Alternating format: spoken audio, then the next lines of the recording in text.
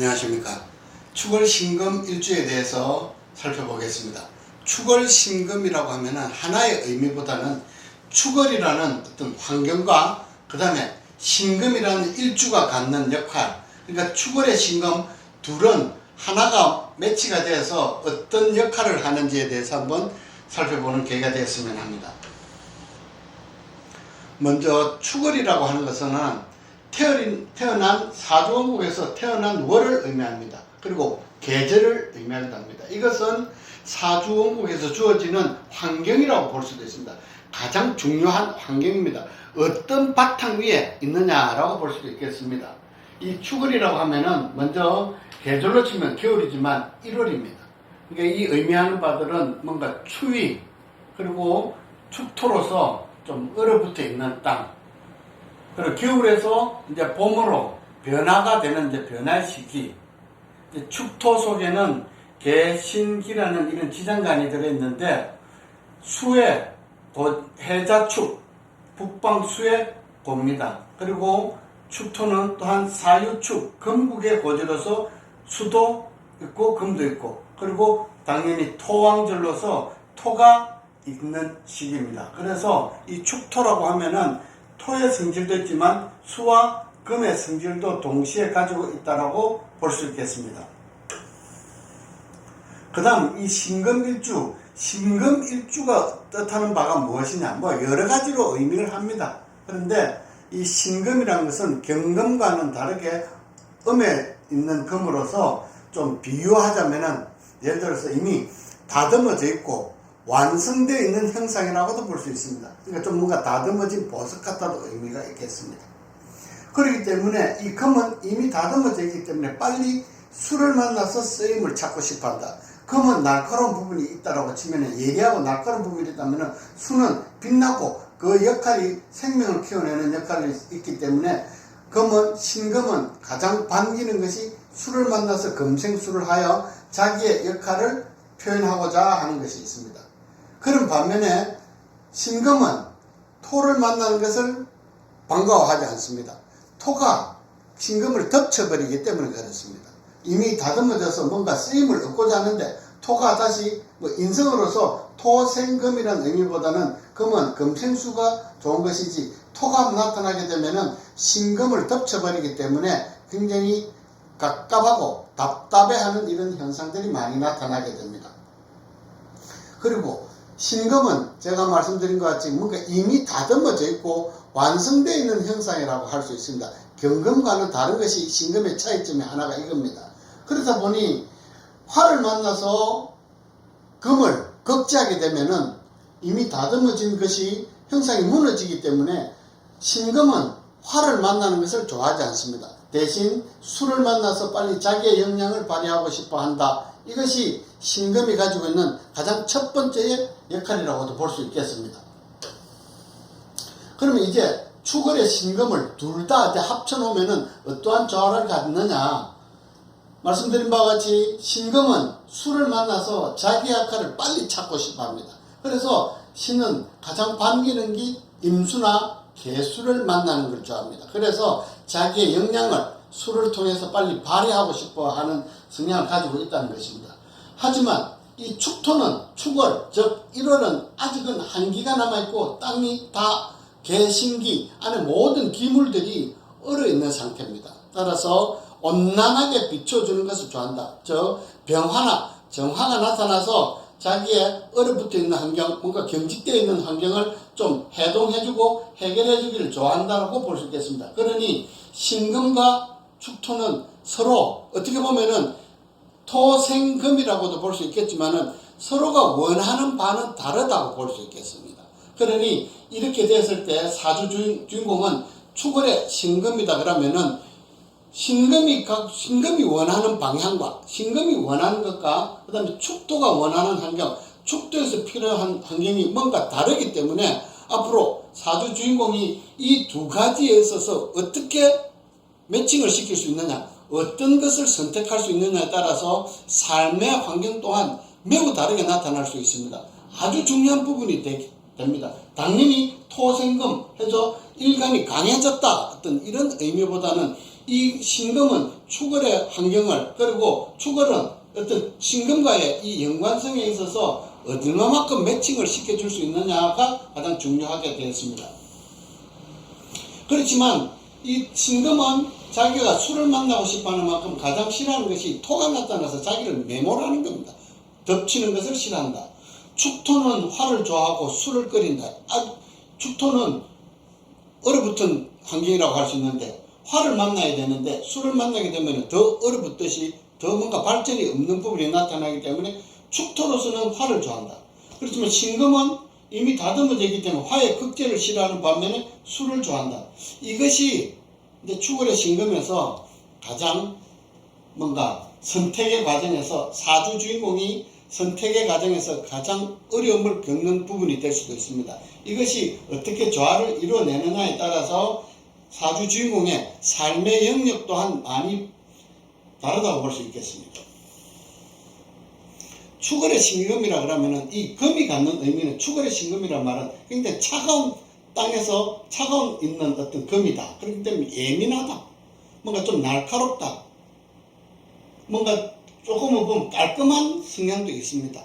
굉장히 그리고 또 완벽주의적인 성향도 있고, 계절이 일하다 보니까 좀 뭔가 경직되어 있는 부분. 이것은 건강으로도 나타나는 경우들이 많습니다. 이 부분은 다음에 건강을 이야기할 부분에서 한번 살펴보도록 하겠습니다.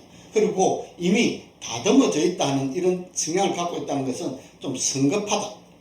뭔가 판단하는 데 있어서는 좀 멀리 보는 것보다는 조급하게 판단하는 경우들이 많이 나타날 수 있다. 이것이 꼭 좋다, 나쁘다라기보다는 이러한 성향이 사주원국에서 올바르게 차지했을 때는 굉장히 좋은 영역에서 쓰일 테고, 그 다음에 이것이 사주원국에서 뭔가 이롭지 못하다면은 이러한 부분들이 사주 주인공의 단점으로도 나타날 수 있다. 이거는 장점과 단점, 양면의 어떤 모습을 동시에 가지고 있는 것입니다.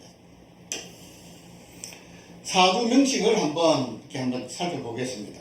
신금이 축월에 태어났습니다. 식신, 재성, 관성이 다 천간에 투출했습니다. 일간은 지지에 사유축 금국을 이루고 있어, 그리고 모든 환경이 지지는 다 금으로만 이루어져 있습니다. 일간은 당연히 신강하게 되었습니다. 일주가 신강하게 되면은 흔히들 사주는 신강한 것이 좋다. 왜냐? 식재간을 용신으로 쓸 수 있어서 아마 신강한 사주는 좋다라고도 할 수 있는데, 하지만 식재간을 동시에 용하는 경우는 거의 없다고 볼 수 있습니다.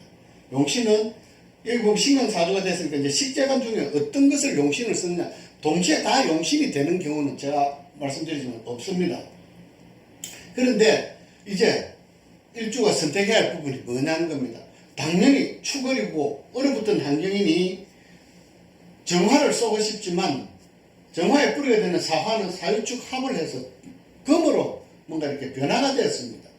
그런데 말씀드렸다시피 이 신금이라는 자체는 이미 다듬어진데 정화가 나타나서 칠살의 극제를 받게 되면은 자신의 부분이, 자신의 모습이 무너지기 때문에 칠살을 기피합니다. 따라서 신금은 개수를 용신으로 쓰고 싶어 합니다. 이 경우에는 사유축 금이 되어 있는 상태도 있지만 정화의 극제보다는 식상으로서 설계하는 것을 좋아한다는 의미입니다. 그러니까 식재간 중에서 이 경우는 식신을 용신으로 써야 되는데, 그럼 이렇게 되면은 반대로 이 칠살은 사주에 뭔가 병이 될 수도 있다는 것입니다. 용신이, 식신이 제사를 해버리기 때문에 오히려 둘 중에 하나는 얻을 수 있으나 하나는 얻지 못한다. 둘 중에 하나가는 자기가 얻지 못한다는 겁니다. 이것이 때에 따라서는 소탐 대신하는 경우도 나타날 수 있습니다. 이것은 자기의 능력, 그리고 금이 술을 만나는 모습으로 보면은 총명하다, 똑똑하다, 뭔가 문장이 뛰어나다, 성급하다, 지적 영역 부분들이 상당히 뛰어난 부분입니다. 그만큼 지지의 금국까지, 특히 관성과 인성과 비견이 합을 이루어서 일주를 생해주는 모습으로 본다면은 당당한 모습으로서 굉장히 자신감이 있는 모습이라고 할 수 있습니다. 그렇다 보니 이 칠살에 대한 관성의 극제를 반기지 않는다는 겁니다. 자신에 대한 부분들을 스스로가 만족도가 높다. 따라서 이런 경우에는 수로서 자기 지식, 학문의 범위에서 자기의 역량을 발휘하고 싶어 한다는 것입니다. 그러므로 해서 칠살이 주는 관성의 극제를 받아들이는 명예라는 부분에 있어서는 조금 약하다고 볼 수 있겠습니다. 하나는 가질 수 있으나 하나는 갖지 못한다는 것입니다.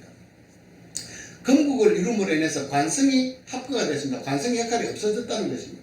그리고 개수를 용신으로 쓰기에 따라서 오히려 제사를 해보는 식신으로서 제사라는 것들이 있기 때문에 명예, 귀함은 더 적게 나타날 수 있다. 그리고 이 정화로서는 이 환경을 조우로서는 부족한 상황이라고 볼 수도 있겠습니다. 사주원국이 토와 금과 수로 이루어져 있습니다. 토, 금수, 토생금, 금생수가 이렇게 되어 있는데 이건 물론 신경사주입니다. 근데 제가 여기서 윤화라고 이렇게 본 이유는 이 축토와 진토는 물론 토지만 다 수의 고지고 사유축 금국의 역입니다. 그러니 이것은 다 수를 축장하고 있고 금을 축장하고 있기 때문에 금수의 뜻을 따라가기 때문에 신강사주라 하더라도 이 경우는 윤학격이 되어서 오히려 설계하는 상관, 임수가 용신이 되는 경우입니다. 마찬가지로 여기 같은 경우에는 이 명조에서는 화가 전혀 나타나 있지 않습니다.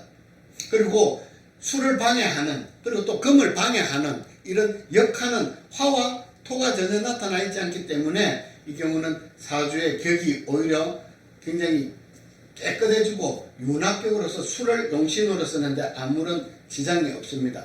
하지만 이 경우 또한 윤학격으로서의 쓰임은 크게 나타나겠지만 재성과 관성의 역할이 나타나지 않았기 때문에 하나는 얻으나 하나는 얻지 못하는 경우라고도 볼 수 있겠습니다. 뭔가 기회의 폭이 그렇게 길지 않은 것을 알 수 있습니다. 그 쓰임의 영역들이 기간이라는 의미입니다.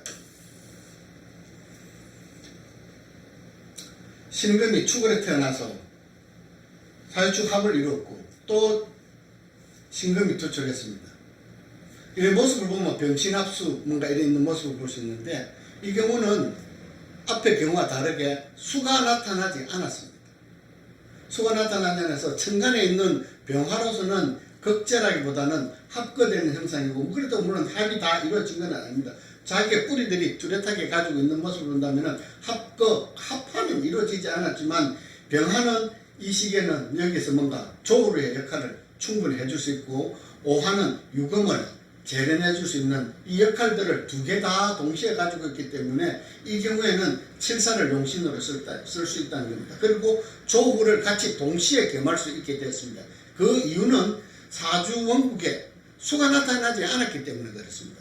이 축토 속에 들어있는 수가 나타나게 되면은 이게 투출하게 되면은 이 병화와 개수는 항상 뭔가 상극적인 관계가 있기 때문에 둘 다 가질 수 없다. 식신과 관성의 역할 중에서 하나를 갖는다면은 신금의 성향은 개수를 선택하는 영향들이 많이 나타나기 때문에 병화는 오히려 흉이 될 수 있는데 이 경우는 아예 개수가 나타나지 않았기 때문에 그리고 병화가 그렇게 크게 거스르는 환경은 아닙니다. 신금을. 그래서 조후와 동시에 다 칠사를 용신으로 쓸 수 있기 때문에 뭔가 앞으로 크게 쓰임을 얻어줄 수 있는 것들이 있다고 볼 수 있겠습니다.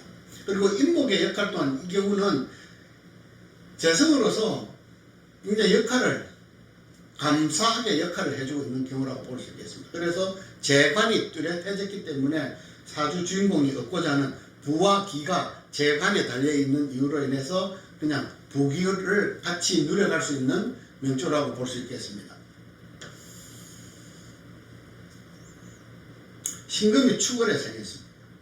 그리고 신금을 좌우로 해서 식신이 개수가 투출했고 지지에는 해수를 깔고 앉아 있습니다.